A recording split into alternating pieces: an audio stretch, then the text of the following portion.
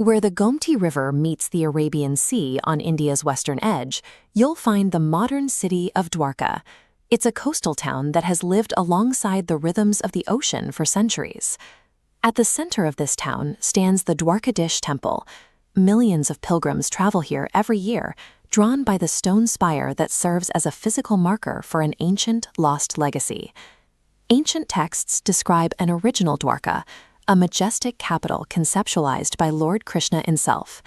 According to the Puranas, Krishna invoked the divine architect Vishwakarma, who built the city by reclaiming 12 square yojanas of land directly from the sea. The texts describe the apex of this civilization in vivid detail. They detail massive stone fortifications, 900,000 royal residences gleaming with gold and silver, and a prosperous port bustling with heavy maritime traffic. But the Mahabharata and the Vishnu Purana also contain a chilling prophecy. They warned that following Krishna's departure from the earth, the ocean would violently break its natural boundaries and swallow the entire city whole. For generations, scholars faced a simple question: was this apocalyptic story a religious metaphor for the end of a golden era, or the preserved memory of a literal, catastrophic geological event? The destruction of Dwarka is described in the Mahabharata through the eyes of the warrior Arjuna. He recounts, "The sea, which had been beating against the shores, suddenly broke the boundary that was imposed on it by nature. It rushed into the city.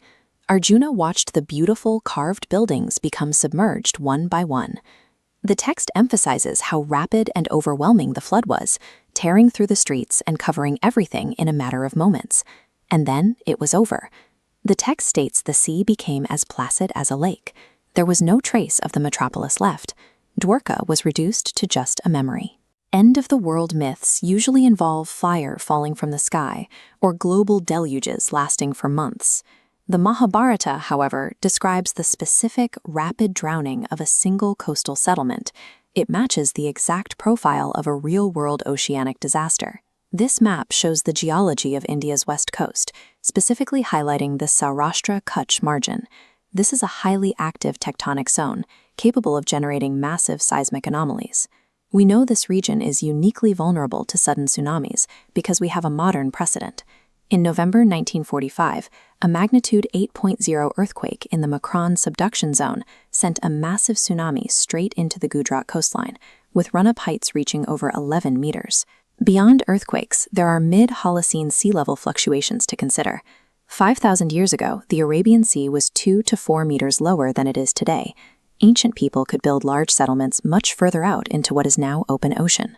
Geologists also track a process called tectonic subsidence. This happens when the ground beneath a city physically drops during a major earthquake, instantly pulling a coastal settlement beneath the waterline. The mythical flood of Dwarka aligns with the proven geological dynamics of the Arabian Sea. The Earth's crust here possesses the mechanical capability to suddenly drown a city. In the early 1980s, marine archaeologist S.R. Rao and the Archaeological Survey of India decided to test the myth. They deployed diving teams to search the seafloor for physical proof. Modern divers descended deep into the murky waters off the Gujarat coast, fighting heavy currents and poor visibility in their search for the ocean floor. What their flashlights revealed was startling. Scattered across the seabed were perfectly square, human-cut stone blocks and extensive geometric wall foundations. The teams documented distinct L-shaped bastions designed to arrest wave action, alongside massive fortification walls. These architectural layouts match the precise descriptions of Dwarka's defensive structures, written in the ancient texts. These submerged ruins represent a sophisticated, organized society, exactly where the text claimed, the physical remains of the city described in the epics. Scattered across the site, lying deep within the intertidal zone, divers documented over 120 massive stone anchors, carved from limestone and basalt. The 3 distinct anchor types discovered, composite, grapnel, and ring, featured specifically engineered holes for ropes and wooden flukes. Weighing up to 500 kilograms, this sheer volume of stones indicates a major maritime hub, mooring massive international trading ships. The ocean ultimately reclaimed the city just as the epic foretold, but the surviving stones provide a historical foundation for the legend. The ocean took it back. But the stones never forgot.